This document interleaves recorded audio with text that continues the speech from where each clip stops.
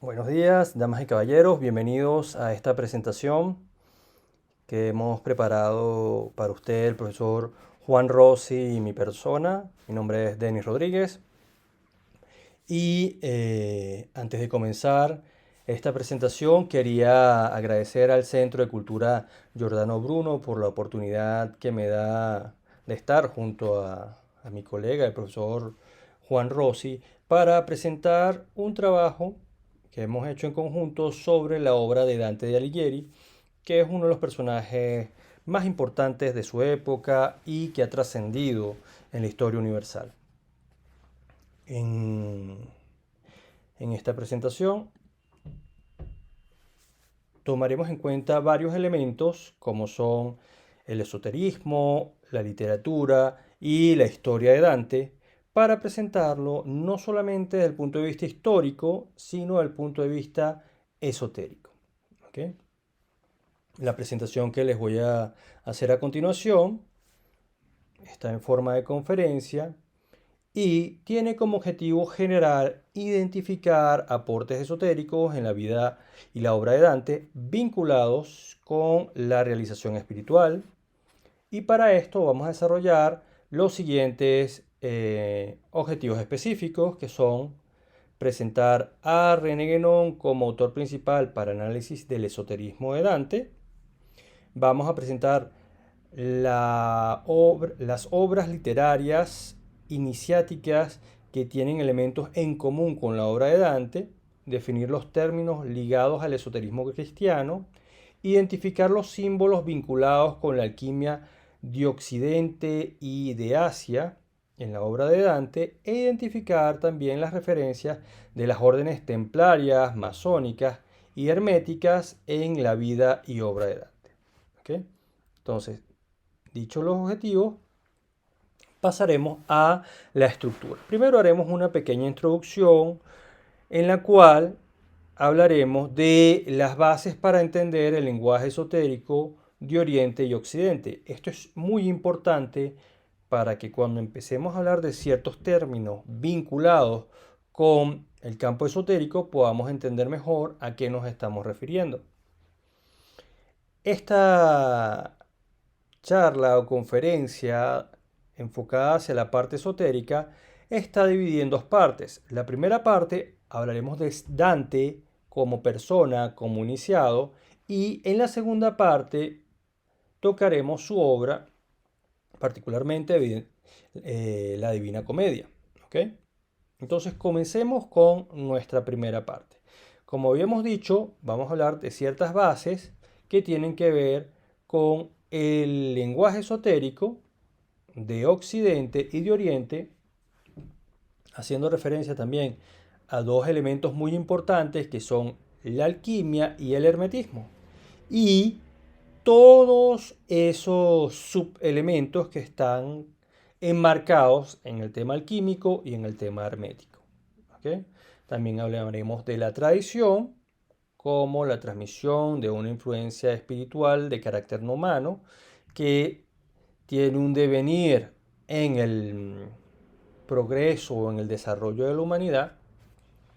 Y después pasaremos a ver al personaje de Dante como miembro importante de una organización iniciática, como resguardo del Santo Grial, lo que se conoce como el Santo Grial, y como quien nos deja en su obra, La Divina Comedia, un camino hacia la realización espiritual que vamos a trabajar poco a poco a medida que se vaya desarrollando esta presentación. Entonces, comencemos con las bases para entender el lenguaje esotérico de Oriente y Occidente. Primero, tenemos que definir dos términos muy importantes. El primero es la alquimia y el segundo es el hermetismo. La alquimia funciona como la parte práctica del hermetismo, y en este sentido el hermetismo funciona como doctrina de la alquimia. La alquimia como fase práctica del hermetismo está dividida en tres fases: nigredo, albedo y ruedo. Estos tres procesos son por los que pasa el iniciado para renacer, purificarse y superar sus niveles de conciencia hasta niveles de liberación temporal, espacial, que los permitan ser uno con el todo. En la alquimia y en el mundo iniciático se habla de la liberación de todas las contingencias materiales y psíquicas para conectarse con el Supremo, ¿okay? Con la unidad máxima. El hermetismo, como dijimos, es el cuerpo doctrinario, ¿okay?, de la alquimia. En este se maneja todo lo que tiene que ver el conocimiento alquímico de orden cosmológico transmitido por Hermes. Hermes, evidentemente, es un símbolo del dios que comunica a los hombres con los dioses. Entonces, para llegar a los dioses, el camino es Hermes. Esto se ve manifestado también en otras tradiciones, como la egipcia, donde tenemos a el dios Tot, o en nuestra tradición cristiana sería Jesucristo, porque Dios es el camino, la verdad y la vida, y nadie va al Padre si no es a través de Él. Entonces, estos son elementos conductores que nos llevan al cielo, nos llevan a la realización espiritual, a devastar nuestra piedra bruta, como verían los masones, ¿ok? O conseguir el maná, ¿ok? Para esto hay que pasar por tres fases. Estas tres fases, como dijimos, son el nigredo, el albedo y el rubedo. El nigredo es una fase de formación. Esta fase, conocida como nigredo, no tiene necesariamente un carácter negativo, a pesar de que se habla de la putrefacción. En este sentido, la putrefacción sería eliminar o quitar todo lo que no es necesario de nosotros, que muera la semilla para que nazca la planta. ¿Okay? Que el óvulo sea fecundado por el espermatozoide para que se forme el feto. ¿Okay? Entonces, este proceso de nigredo, ¿okay?, que se da en la oscuridad, y es un elemento muy clave, ¿okay?, la oscuridad para la regeneración, para la formación, es un proceso de calma, es un proceso pasivo, ¿okay?, que ayuda a la formación de los elementos, y en el caso del individuo, este proceso de nigredo se da en el vientre materno. ¿Okay? Hay que entender muy bien que si el proceso de nigreo no se da correctamente, entonces, si pasa al proceso de albedo, este ser o esta planta o este animal que no ha cumplido su proceso en la oscuridad va a estar mal formado, ¿okay?, para la segunda fase, que es la fase de purificación o de albedo. ¿Okay? La fase de purificación o de albedo es la fase de realización espiritual, en el sentido de que el hombre se hace rey de su cuerpo y de su mente. Este es un proceso que nos puede tomar toda la vida, ¿ok? Y en Occidente muchísimo más, porque hay muchos elementos dispersores, ¿ok? Luego que el ser ha logrado su pureza y el control de su cuerpo y de su mente, y reina sobre él, y no reinan las pasiones ni los vicios sobre él, pasamos a un proceso de rubedo. El rubedo es cuando se recibe la influencia espiritual, ¿okay?, cuando él no es ungido por la influencia espiritual, y pasa a desprenderse de todas las contingencias humanas, ¿okay?, y empieza a desarrollar habilidades suprahumanas, no mágicas, ¿okay?, no superpoderes, ¿okay?, sino estados de conciencia superior que le permiten ser uno con el todo. ¿Okay? Este viaje de nigredo, albedo y rubedo lo pasan todos los iniciados, y es característico en todos los iniciados. En Occidente podemos ver que Jesús, en nuestro credo, dice que descendió a los infiernos y al tercer día resucitó. Tenemos el caso también de Ulises, que desciende a Hades también antes de llegar a su Ítaca, ¿okay?, Y tenemos evidentemente también a la obra de Dante, donde Dante desciende también a los infiernos para poder llegar al cielo. ¿Y por qué se da este proceso de nigredo, albedo y rubedo en los iniciados y en los seres humanos en general? Esto se da básicamente porque para ser parte del todo, ¿ok? Hay que conocer el todo. Entonces, si se parte del albedo al rubedo, no se conoce el nigredo, no eres parte del todo. Si se parte de el nigredo y se llega al albedo, no se conoce el rubedo, no eres parte del todo. Tienes que integrarte con el todo y eso significa estar en el infierno, en el purgatorio y en el cielo o el paraíso. ¿Okay? En el caso de Dante. Esto lo vemos también en la bandera y no es casual en la bandera de Egipto. El proceso de negro, el proceso de blanco y el proceso de rojo, donde el proceso de rojo ya tú estás empapado de esa influencia espiritual que te hace impermeable a los vicios, a las pasiones y a las contingencias humanas que están en el mundo material. ¿Okay? Eres una persona iluminada, eres lo que llaman un Buda en Occidente. ¿Por qué? Porque no solamente tienes conocimientos, sino que los aplicas en tu cuerpo y en tu mente para estar a un nivel superior de conciencia. ¿Ok? Entonces, ¿qué sucede, por ejemplo, en el campo de los ángeles o en el campo de los demonios? Los ángeles no tienen conciencia del todo porque no han estado en el infierno y los demonios no han estado en el cielo, así que no tienen conciencia del todo. ¿Ok? El ser humano es el único, y eso es una de las referencias que lo asemeja a su creador, es que él puede estar en los tres campos, el infierno, la tierra y el cielo. ¿Ok? Avancemos. Pero hay otro elemento importante en el tema de la realización espiritual y es que en Occidente el tema de la realización espiritual está ligado también al estudio, a las ciencias. ¿Ok?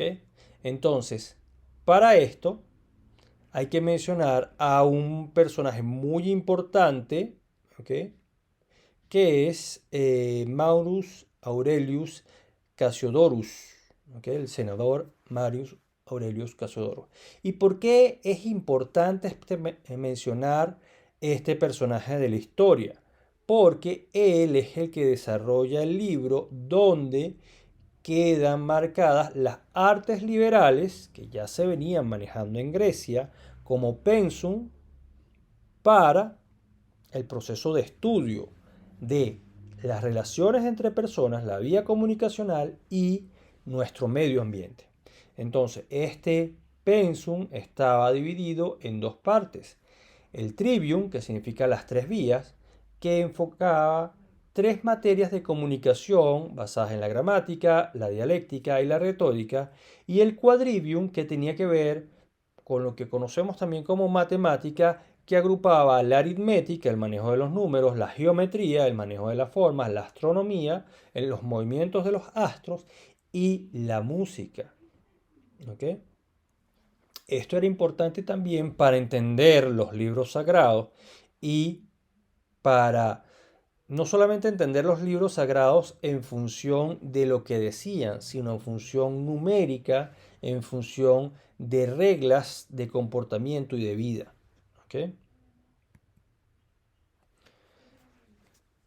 Esta es una parte que ayuda, ¿ok?, a la humanidad a comprender mejor su medio ambiente y a comunicarse, bien sea por el lenguaje oral o por el lenguaje escrito. Aquí tenemos una frase latina que dice: la gramática habla, la dialéctica enseña, la retórica colorea las palabras, la música canta, la aritmética cuenta, la geometría pesa, la astronomía se ocupa de los astros. Todos estos, todas estas carreras o disciplinas, ¿okay?, que se encuentran en las artes liberales fueron desarrolladas en la obra de Casiodoro, ¿ok? De una manera muy detallada y todavía se pueden conseguir ejemplares de esta obra en PDF en la web. Los invito a que lo visiten, ¿ok? Pero no solamente está el estudio de las ciencias, sino también está la práctica de las virtudes. En la ciencia, el mundo exterior, el mundo que comunica, está presente el eterno, Dios, pero en nuestras virtudes cardinales, Él se vivifica cuando nos desprendemos de los vicios, cuando nos elevamos. Entonces, para esto se hablan de unas virtudes cardinales ya presentes desde los griegos, ¿ok? Desde una época neoclásica, donde se habla de la fuerza, de la templanza, de la prudencia y de la justicia, y también en la Edad Media se fortalecen tres virtudes que son la fe, la esperanza y la caridad, denominadas virtudes teologales porque están ligadas a teo, que quiere decir Dios, ¿ok? Entonces, todo eso que nos une a Dios, ¿ok? Debe pasar por una frase cardinal: desarrollar la fuerza, ser templado, ser prudente, saber cuándo hablar, ser justo, ser equilibrado, y después enfocarse a las tres responsabilidades del hombre: para con su Dios, para consigo mismo y para con los demás. Para esto, el hombre tiene que entender su macrocosmos y su microcosmos, entendiéndose el macrocosmos como el ambiente que lo rodea, ¿ok? Compuesto por 5 elementos que son el éter, fuego, aire, agua y tierra, ¿ok? Son 5 como nuestros dedos de la mano, 7 planetas, ¿ok? En los cuales está incluido como planeta la Luna, que sabemos que es un satélite, y el Sol, que sabemos que es una estrella, no es un planeta, pero ellos forman parte de los cuerpos celestes que tienen una influencia en el ser humano desde que nace hasta que se muere, ¿ok? E igualmente los 12 signos zodiacales, ¿ok? Tomando esto en cuenta, vemos que el cielo, ¿ok?, marca ciertas pautas que van a impactar en la Tierra. Una pauta muy básica, ¿ok?, es la del día y la noche para dormir y descansar y regenerar el cuerpo, y el día para trabajar, hacer actividades, ¿ok?, recibir el calor, cultivar, pastar, etcétera, etcétera, ¿ok? Pero como lo que está afuera es igual a lo que está dentro, entonces tenemos que entender también que dentro de nosotros existe una composición triuna, ¿ok?, formado también por esos 5 elementos, que, ¿ok?, se ramifica en 3 partes: el cuerpo, nuestra parte sólida; el alma, nuestra parte sutil; y el espíritu, nuestra parte eterna, que forma parte del todo, ¿ok? Estos son conocidos también como cuerpo, como soma, que significa cuerpo; alma como psique, que significa alma; y espíritu como neuma. La palabra neuma significa aire, ¿ok? De hecho, de ahí viene la palabra neumático, ¿ok? ¿Por qué aire? Porque es el soplo de vida que nos da el Eterno, ¿ok? Avancemos un poco más. En el campo del esoterismo, ¿ok?, que es un campo que viene de las tradiciones, ¿ok?, y las tradiciones vienen de una tradición principal, que es la tradición boreal, pues hablaremos un poco más de esto, ¿ok? Está compuesto por una parte interna y por una parte externa. La parte interna se llama esoterismo y la parte externa se llama exoterismo, ¿ok? La parte interna, esotérica, es la que corresponde a las organizaciones iniciáticas, y la parte externa es lo que conocemos como religión en Occidente, ¿ok? Porque en Oriente muchas veces estas dos están muy juntas, ¿ok? Y no se nota mucho la diferencia. Cuando vemos el símbolo del Vaticano, podemos observar dos misterios que se manejan en las tradiciones, los misterios mayores y los misterios menores.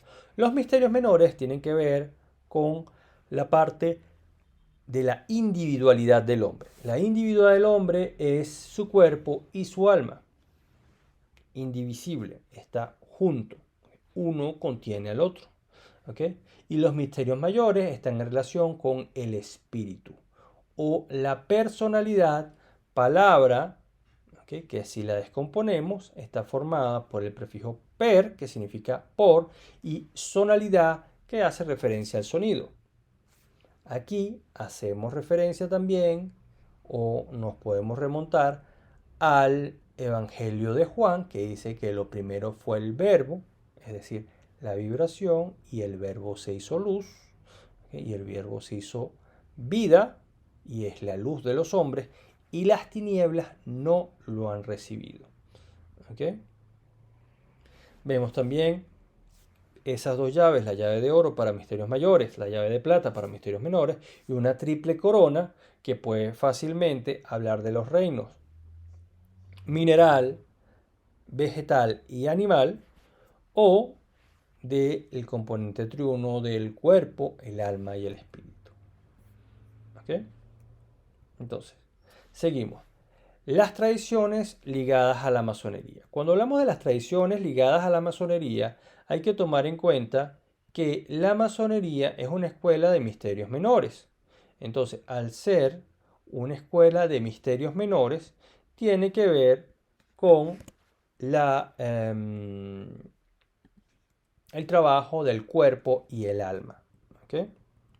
Y ese trabajo del cuerpo y del alma viene complementado con el estudio de las artes liberales y las virtudes y la práctica de las virtudes. Pero es importante reconocer que la masonería tiene aportes de tradiciones pasadas como la egipcia, la griega, la cristiana y también la hebrea, que no hacen un sincretismo. Entendamos sincretismo como una mezcla desordenada de las cosas, sino más bien una síntesis para llevarnos al camino de la realización espiritual. ¿Ok?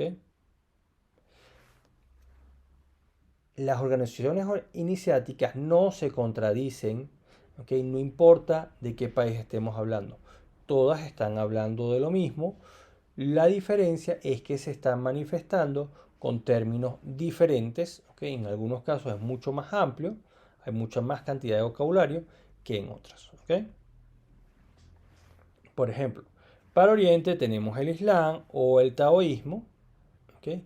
Y dentro del Islam tenemos su parte esotérica, que sería el sufismo. ¿Ok? Igualmente vemos en China a los dioses Foji de la tradición oriental, quienes se entrelazan como las serpientes que están en el caduceo de Hermes y que además están formados por un hombre y una mujer, los dos dioses, Fo y Ji, los cuales tienen un compás y una escuadra en sus manos. ¿Okay? Ese escuadra y ese compás es universal también en las joyas masónicas, ¿okay? O en el simbolismo de la masonería. Pero además, si nos vamos a la parte oriental, vemos por ejemplo el símbolo de la moneda china, ¿okay? Creado por un círculo y un cuadrado. Cuadrado representando la tierra o la materia y el círculo representando el cielo. ¿Okay? Entonces, lo que son formas en la parte oriental, el círculo y el cuadrado, son útiles de construcción en la parte occidental, específicamente en la masonería. Ok. Diferencias entre esoterismo y exoterismo. Bueno, el esoterismo pertenece a una élite. Su fin es la liberación. Cuando hablamos del exoterismo es para todo el mundo y tiene como el fin la salvación. Esa es una vía mística pasiva, mientras que la vía iniciática es una vía activa, de búsqueda, de estudio. El esoterismo también es la parte interna, como hemos dicho muchas veces, de la tradición. El exoterismo, al contrario, ha sido más pasivo, ¿ok?, en su parte más común. ¿Ok? El cristianismo, como parte de la tradición cristiana, está representado por la iglesia cristiana. El esoterismo está representado por las instituciones iniciáticas. ¿Ok? Dicho esto, vamos a pasar a la época de la Edad Media, ¿ok?, donde existen ciertas órdenes de caballería en las cuales se deposita gran influencia espiritual y se van a traer como consecuencia en un futuro las organizaciones iniciáticas. ¿Ok? Estamos hablando de las órdenes de caballería. Hay que entender una cosa importante. En la Edad Media, los grandes poderes eran la religión y la caballería, entendiéndose el más alto grado de caballería era el emperador y el más alto grado de la religión cristiana era el papa. Pero habían en la caballería órdenes que unían tanto el poder temporal de los reyes como la autoridad espiritual de los papas o los sacerdotes. Entonces, hubo una comunidad de personas que fueron después conocidos como templarios o rosacruces o órdenes de caballería que estaban conformadas por sacerdotes que se hicieron caballeros. ¿Para qué? Para ir a la Tierra Santa y predicar, para proteger a los peregrinos de la Tierra Santa, y esto fue algo que se utilizó también como desplazamiento político hacia la Tierra Santa para conseguir el Santo Grial. Una de las órdenes más conocidas son las órdenes del Templo, los Fieles de Amor, la Caballería del Santo Grial, la Orden Trinitaria, la Orden del Vellocino de Oro o Toisón de Oro. Estas órdenes y estas organizaciones iniciáticas tenían como función interna también proteger el Santo Grial. ¿Ok? Pero también tenían otra función que era proteger a todos los peregrinos que estaban haciendo el retorno a Jerusalén. Un elemento súper importante, una orden súper importante es la Orden Rosacruz, ¿ok?, la cual mantenía, ¿okay?, en su misión, ¿okay?, proteger la fe, la esperanza y la caridad. Sus divisas eran libertad, igualdad y fraternidad, como las divisas de la República Francesa. Sus pilares eran la sabiduría, la fuerza y la belleza. Y los apóstoles que representaban estas tres virtudes eran San Pedro, San Jaco o Santiago y San Juan. ¿Okay? Entonces, es importante reconocer una cosa con respecto a la Orden Rosacruz. La Orden Rosacruz no existe actualmente. ¿Y por qué la Orden Rosacruz no existe actualmente? Porque, como habíamos dicho, estos caballeros o los caballeros templarios eran personas bautizadas y que tenían también el grado de caballería, de caballero. Eran caballeros y sacerdotes. ¿Qué pasa con esto? ¿Okay?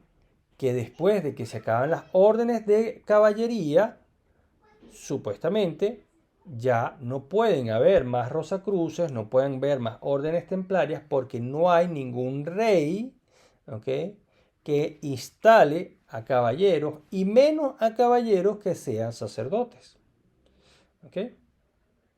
De esas organizaciones iniciáticas, las más conocidas o una de las más resaltantes es la Fede Santa, los Fieles de Amor, a la cual pertenecía Dante, y la Maçonería del Santo Grial, de donde va a venir el nombre masonería y los constructores de templos. ¿Okay? Otro punto importante que hay que aclarar entre la diferencia entre religión e iniciación, que ya lo hemos mencionado antes, es que la organización vinculada con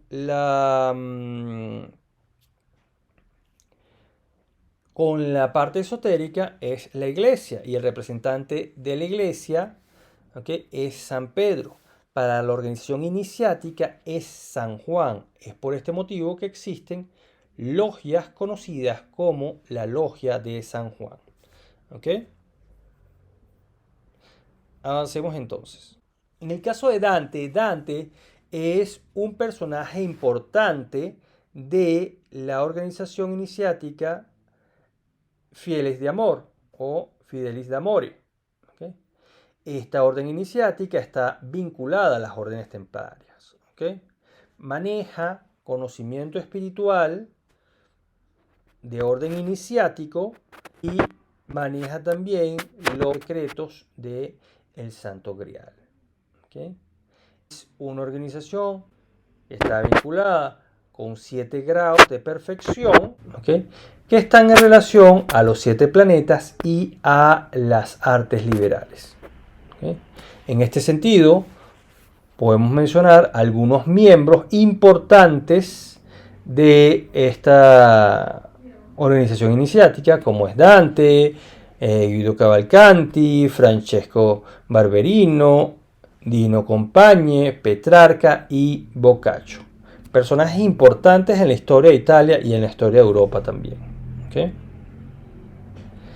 Reconocemos que Dante es un personaje importante en los Fieles de Amor, no solamente por su obra, sino también porque hay pequeños indicios que nos marcan su grado, ¿okay?, de perfección en la orden de los Fieles de Amor.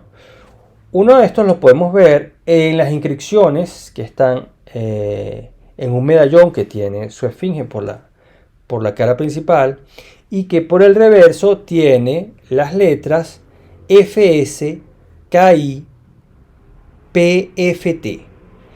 Estas frases, estas son las iniciales de Fidei Sanctoe Kadosh Imperialis Principatus Frater Templarius.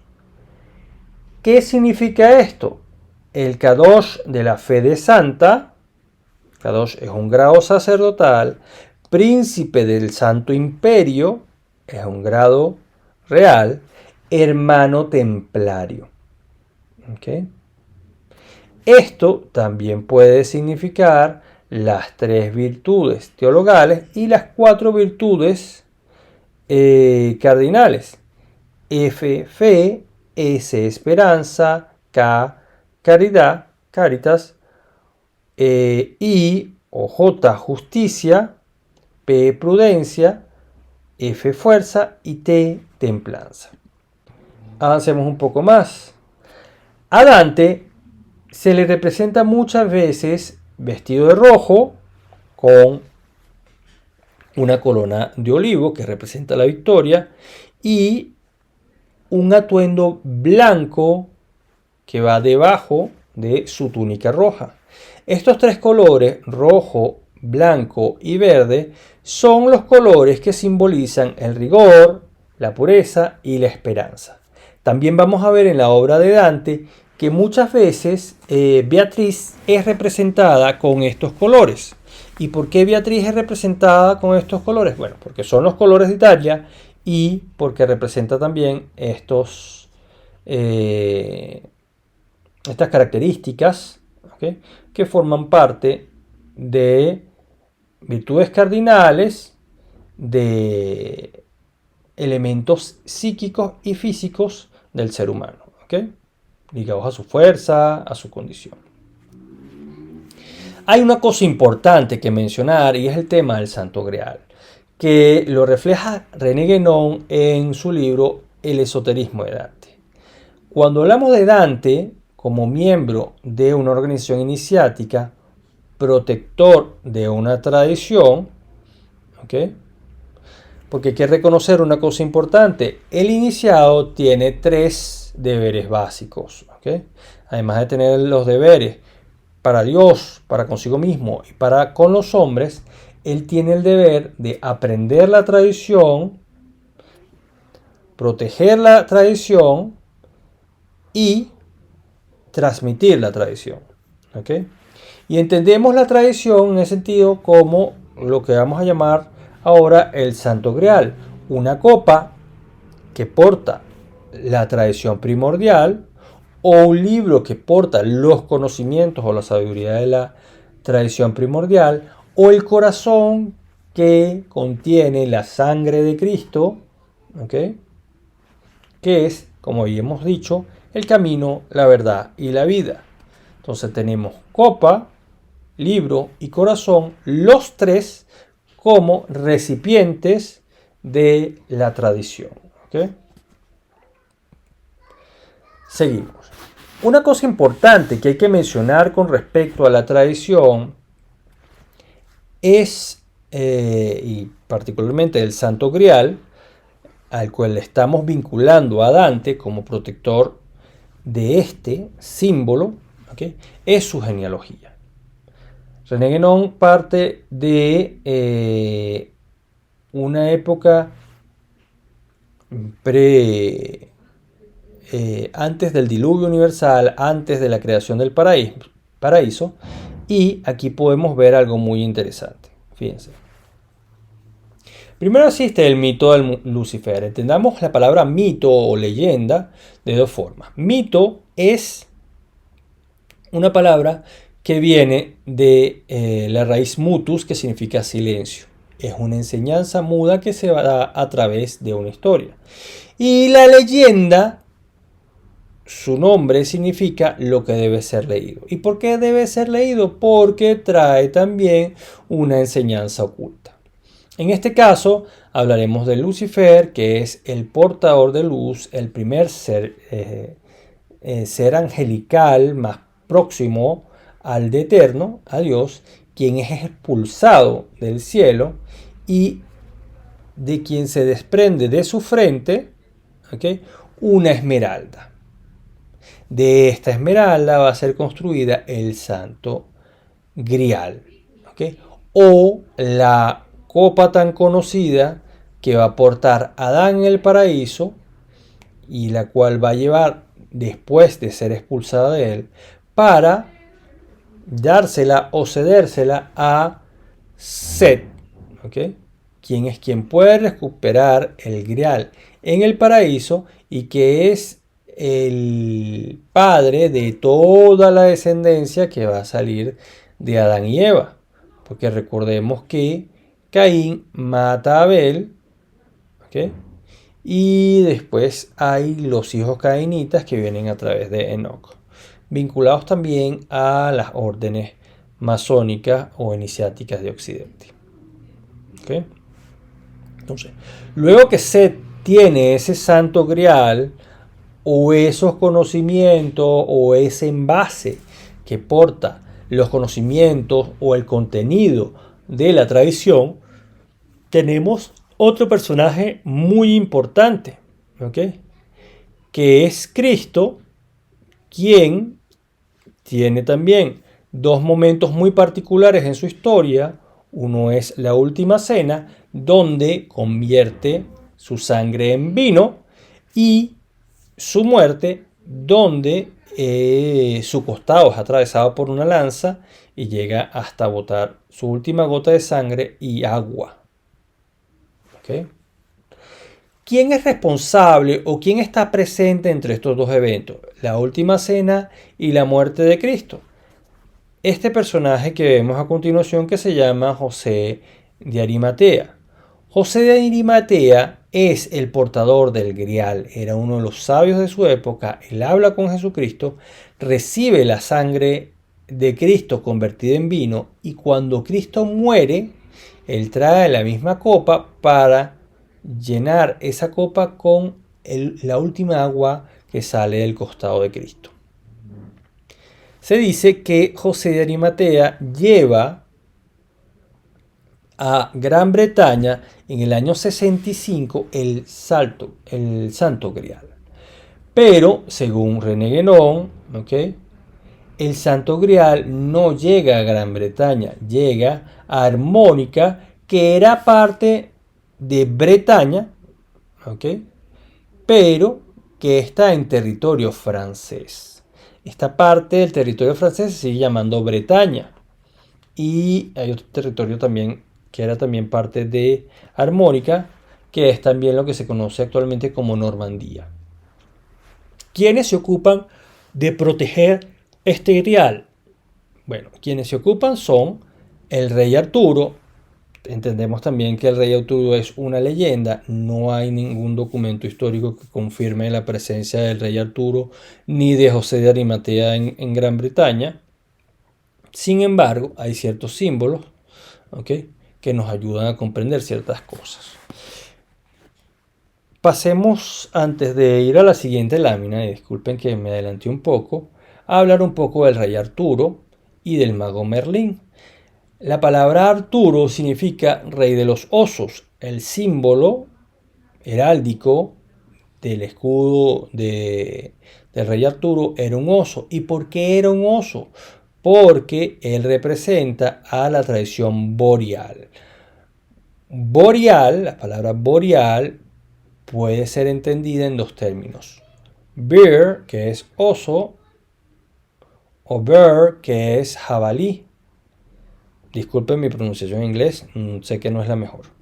Pero en este caso, el oso representa el poder temporal que viene por los reyes, el rey Arturo, y el jabalí representa a los druidas la autoridad espiritual presente en esa época.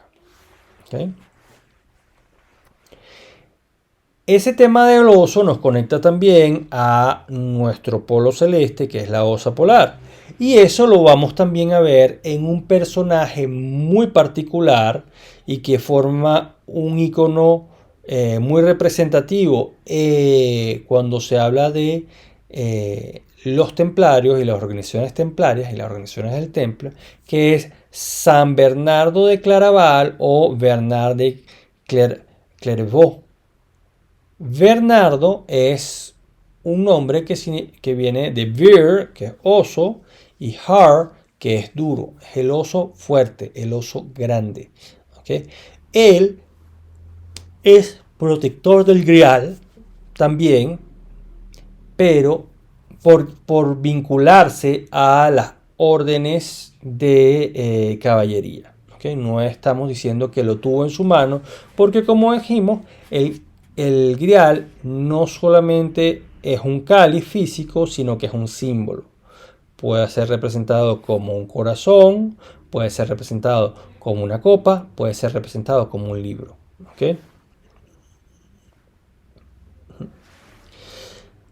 La Iglesia católica, por los trabajos de San Bernardo, lo declaró doctor de la Iglesia en 1830. Pero una de las obras más importantes de él es el libro que escribe para la milicia templaria, y su elogio a la nueva milicia. Poco a poco hablaremos de esto. San Bernardo también aparece en el capítulo 31 del Paraíso de la Divina Comedia, luego de encontrarse con Beatriz. ¿Qué conclusiones podemos tomar de lo que hemos dicho hasta ahora? Bueno, existe una diferencia entre alquimia y hermetismo, ya que uno forman parte de una misma tradición, pero una es la parte práctica, que es la alquimia, y otra que es la parte teórica, que es el hermetismo. Las tres fases de la obra alquímica son nigredo, albedo y rubedo, y vemos cómo estas fases son transitadas por todos los iniciados. Jesucristo es un ejemplo de ello, Ulises es un ejemplo de ello, Dante de Alighieri es un evento de ello, ¿okay? Siddhartha es un ejemplo de ello también, ¿okay? El camino iniciático en Occidente se camina de la mano de la ciencia y la virtud, las artes liberales y las virtudes, entendidas como virtudes cardinales y teologales. Las tradiciones tienen una parte interna llamada esoterismo y una parte externa llamada exoterismo.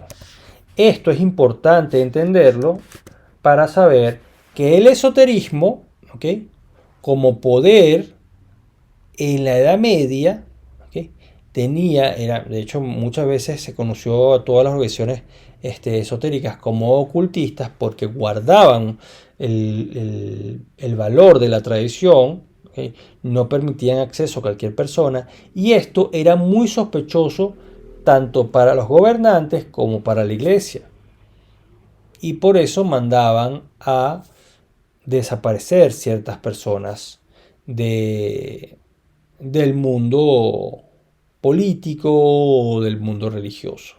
¿Okay? Dante forma parte de los Fieles del Amor, que es una organización iniciática que resguarda la protección, que resguarda el Grial. ¿Okay?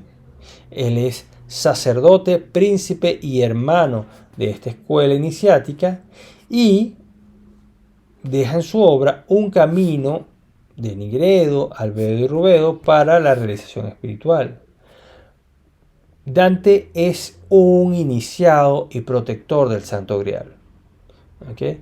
Y cuando decimos que es protector del Santo Grial, no nos referimos simplemente a que tiene una copa y protege cuál es la copa.